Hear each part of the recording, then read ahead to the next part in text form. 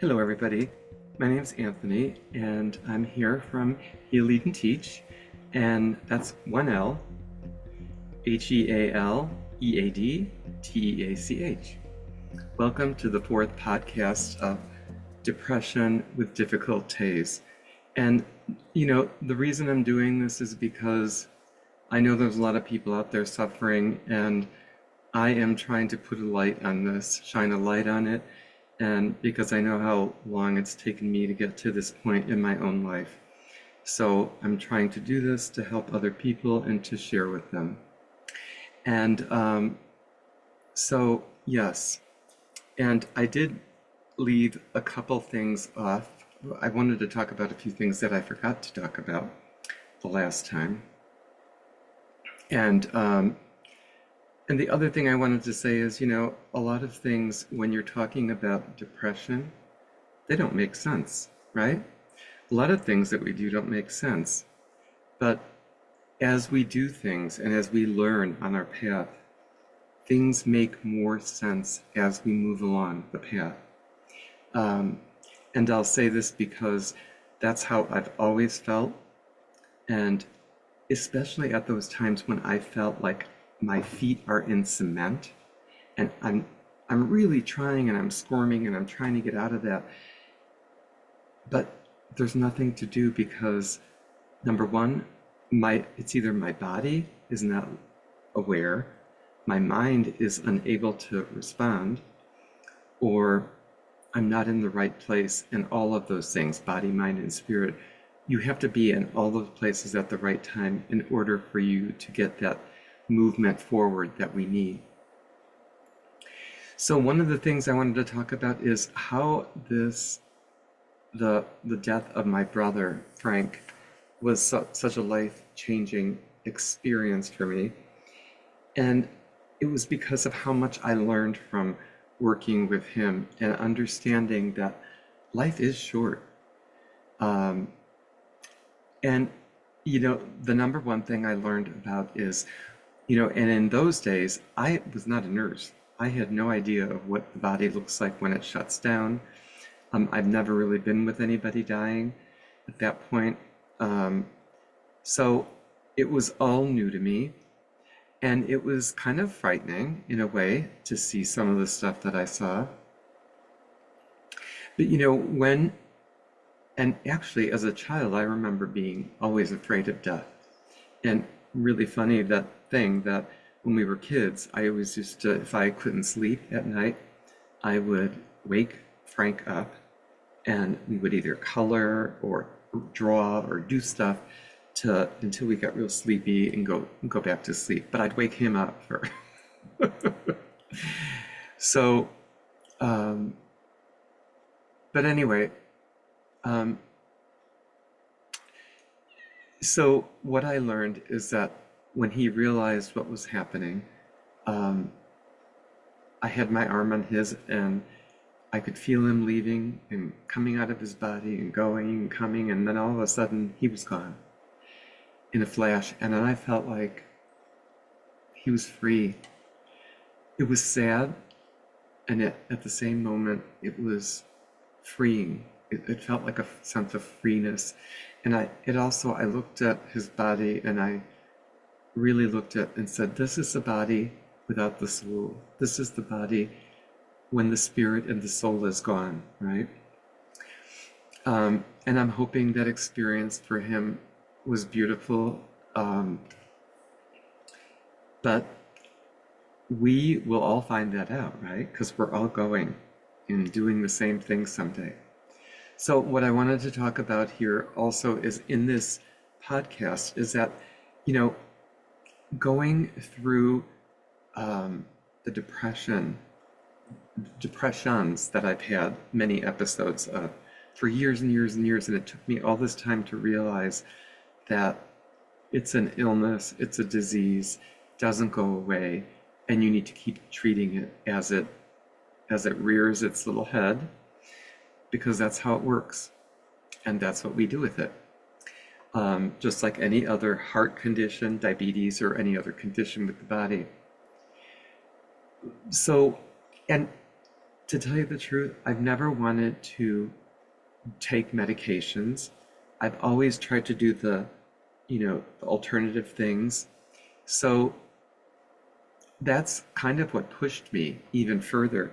And when Frank died, it pushed me even further because I wanted to know, where did he go? What happened to him?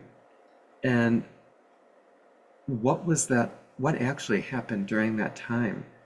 And I kept thinking about that. What what made me so curious about? I needed to know. I guess I wanted to find out, was he okay?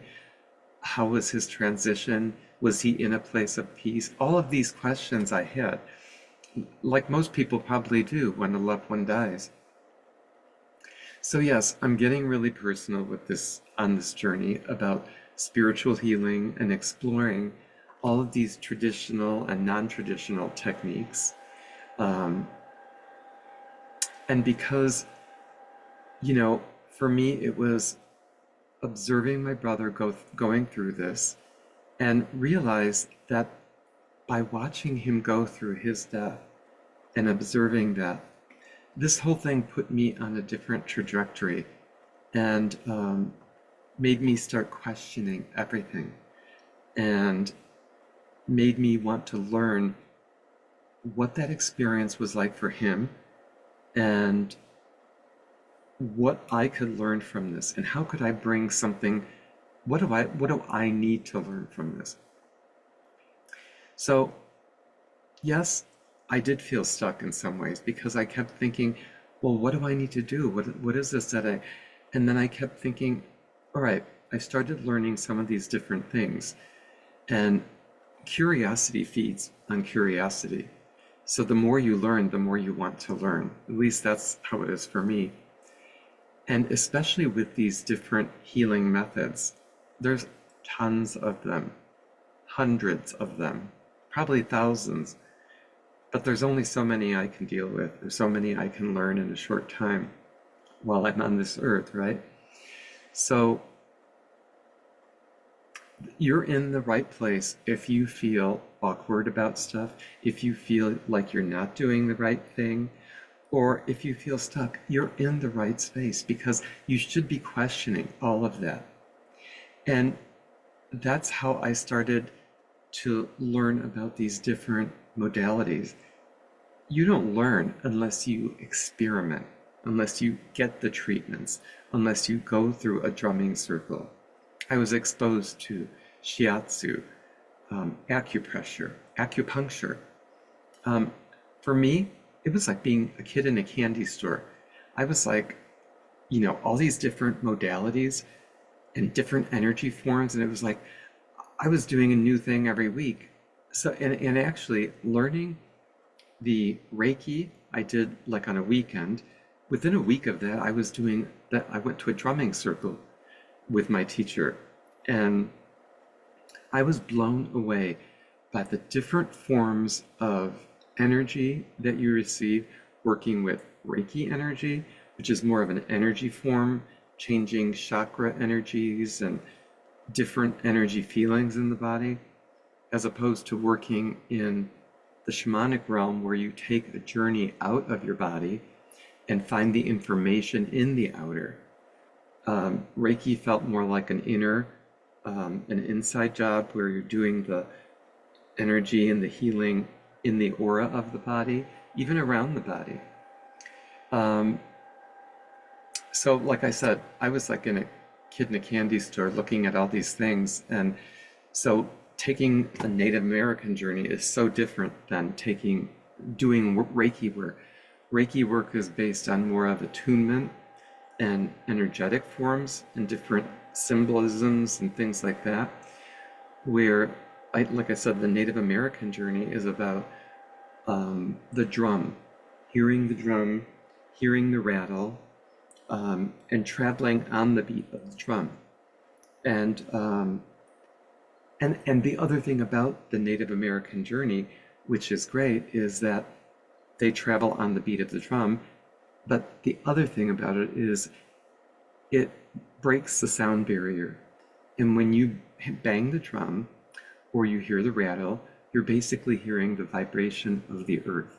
That's what they've listened to when they've listened to these sounds, and they compare them or try to put them on a scale and what they actually sound like or what they relate to. And so that's why I like the drumming the most, I think, because it would put me in the meditative state without having to go there, without having to even do much. Just hearing a drum or a rattle. I happen to have a buffalo drum sitting here next to me, so, and I don't even know if this is going to pick up on here, but I'm just going to, this is just a very little buffalo skin drum, but just listening to the drum and the beat and the vibration of that coming off of there, that was very powerful for me. And when you listen to it and you realize that that's what they were doing, because I always kept wondering, what is this thing with the drum? What are we doing here? So when I started seeing all these different forms of energy work and how you can do this, it was like opening up Pandora's box, and all these layers began to unravel. All these layers of my psyche began to unravel. I'm thinking, well, what is it that I need to heal? What things are going to help me? Maybe this will help my depression. Maybe this will help this. Maybe this will help that. And so, again, that put me on this trajectory, because guess what? It did make me feel better. It did help me to gain a better footing in the body, mind, and spirit area, especially in my mind. But the other thing it gave me was a sense of balance and a sense of harmony and being connected. And so what I also learned is that it doesn't work for everybody, and that we have to understand that everybody's body needs something different. It's not one size fits all. So not everyone is going to journey on the first time. Not everyone is going to learn the information and see it in the same way, the same time. But you see, I also know this from experience that as a child, I was already spiritual. I loved going to church and listening to and singing and hearing the bells and smelling the incense burning and all of the things, all the little rituals that were going on. Loved all of it. But what I didn't like was hearing the priest talk about something that I didn't either like or believe in. And that's when I started daydreaming. And that's when I started realizing these are things I don't want to know about, and really I didn't care about. I really cared about the ritual and the worship part of it. It's not that I didn't like some of it. I liked most of it, but I just learned over the years that it didn't all work for me. So I had to take what I needed and move on, because my life is about burning candles, burning sage, finding my inner spirit, helping other people to find their inner spirit, and to realize that as I worked with my brother and watching him go through his death, what I didn't realize is that work was so special for me to do, and how we don't really know why we're doing something, but that work that I learned with my brother ended up being a lot of the things I ended up doing with my mother, and the work in those years following. I ended up learning a lot about how to communicate with people. And when my mother was on the vent and ill, and not wanting to, and my father not wanting to take her off the vent, and all of that, what I realized is that people don't talk about these things. Families don't talk about these things. So yes, it's about depression and having difficult days, because the difficult days come from when your family doesn't listen, when your family doesn't want to face up to the reality. When you haven't faced up to the reality of of where you're at with your life and your own um, family issues of heredity or whatever, makes a big difference. And what I've learned is that it's okay to have questions, and we need questions, and that's why I liked the shamanic work, because it allows you to put questions in a way that are not yes or no, but on who, what, why, where, why should I do this? Not yes and no's. Um, but so as my mother lay dying in the bed in 1998, that was another very traumatic experience for me. And at the same time, what I realized is, why should she be going through this? At 70 years old, she's laying in the bed, she's in a coma, she doesn't know what's happening. Um, yes, they took 100 pounds of water off of her, because at the time she went in, she was 400. They got her down to 300. And my father was all excited because he thought, she's going to come back and this and that. And I'm like, you know, to me, it was like a horrible thing. And this is way before I even became a nurse. I did not like seeing her like that, but yet at the same time, I couldn't make a decision. It was a family decision. It was a group decision with doctors and other people. Um, so it was done in a very good way. Um, but the other piece is that, like families don't want to have these conversations. And, they think, well, they don't want to talk about it. It's like taboo to talk about your own death or whatever. Not anymore. Not after COVID.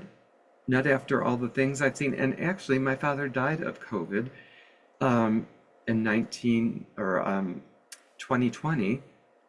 And I couldn't even go to his funeral in Chicago because of what I was going through. I was in a treatment process at the time and couldn't leave and was not going to get on a plane with my immune system completely compromised. So what I wanted to say is that,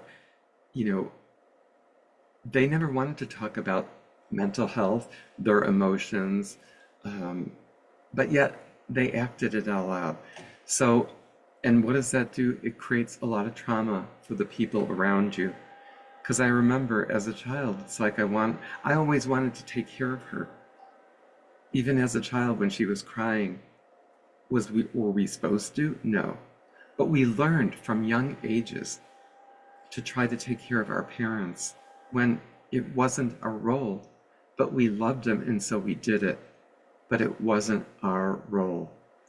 And so that's why when I see the Italian temper flaring and realizing the things that my mother went through and that she didn't want to go through as far as like therapy or a weight loss program.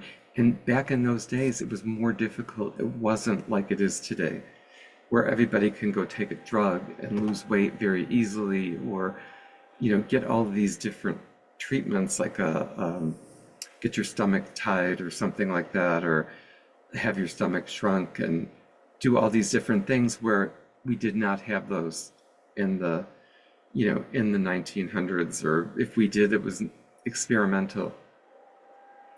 So what I'm watching is, as I see the people unfolding in different ways, I start to realize that, my mother was laying there in the bed, not knowing who she was, what she was.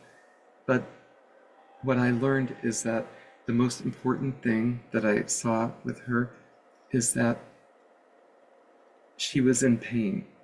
And so what I tried to do with her is I did a journey for her while she was laying there in the bed.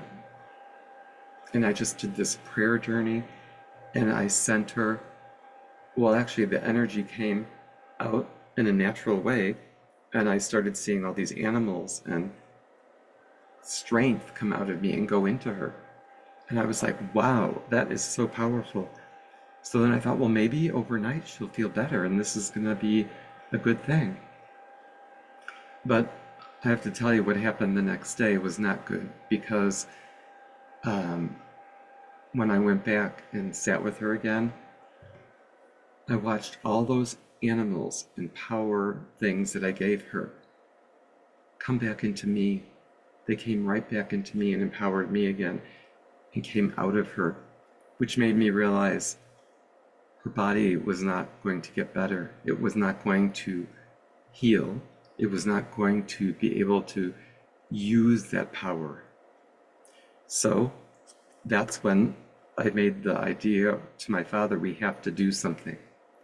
And so, and it's through these things also that I learned when you travel on the beat of the drum and you do these journeys, that I learned about the different layers of angels because I experienced it in a journey.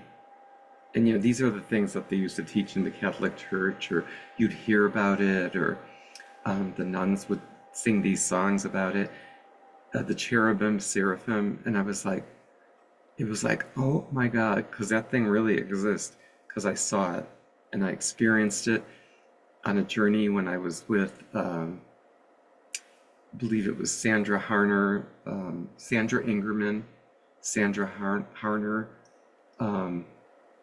and it was, about how to teach shamanic counseling. And but when you're doing it with a group of people, it becomes very powerful because you might hear people saying different things on the journey, but when you hear it all together, it sounds like some amazing melodic journey.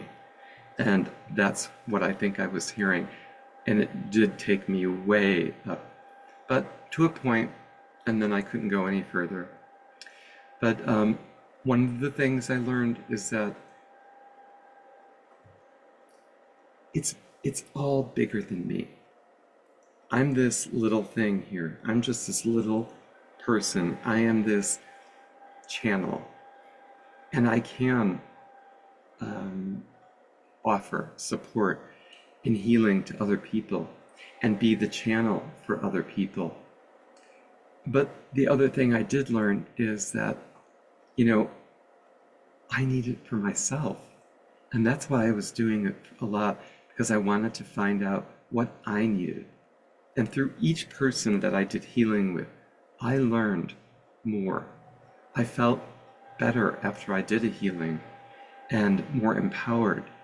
And so the things that I've learned on this journey with depression is that, it's very painful to keep going through this. But there is a lot, and like there's a lot to see and do. Can't do it all at once, but we do it a little bit at a time. But when I did see, like as my mother was on the vent in the hospital, and seeing her go through that trauma of having the vent in her and the food coming out of her nose and overfeeding her, and it was just horrible. And I thought, why do people let people go through this? And I thought, I never want to go through that. But it was, after the doctors talked about it with my father and we had the family conference, they told my father she was never going to come out of it. So then we did talk about, how to do some things to wean her off the vent, if that was even possible. And it was. So they started lowering the oxygen, and they started experimenting with that. But we also had to sign a DNR in order to do that. So, like I said, I empowered her, gave her the animals as much as I could, and wanted to heal her, but at the same time, she couldn't heal. Her body wouldn't take the healing. So as much as we want to help someone, we may not be able to.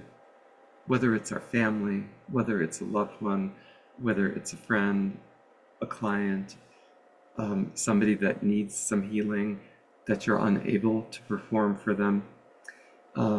Sometimes we just can't do it.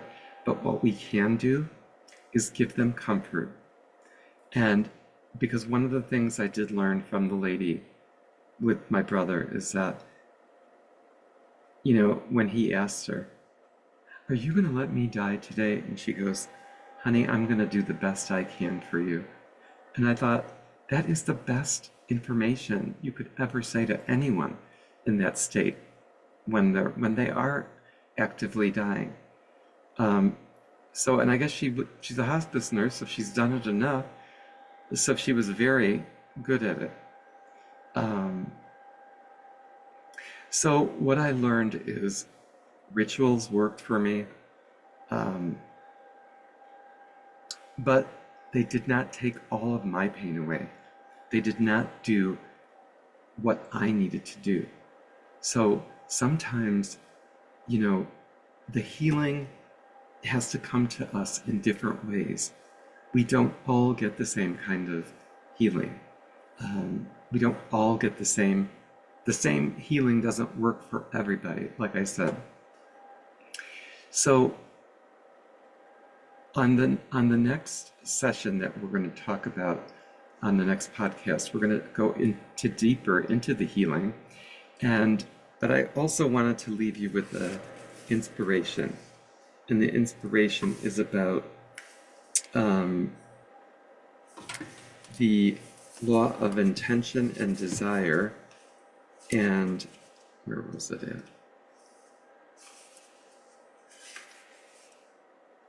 You can look at every problem you have in your life as an opportunity for some greater benefit. You can stay alert to the opportunities by being grounded in the wisdom of uncertainty. And I love that. When your preparedness meets the opportunity, the solution will spontaneously appear. So, yes, when the preparedness happens, it all starts to happen together. And it's not luck. It's because you prepared for the moment. And this is, another reading out of the 7 Spiritual Laws of Success by Deepak Chopra. I read a lot of his things, 7 Spiritual Laws of Success. I read that a lot.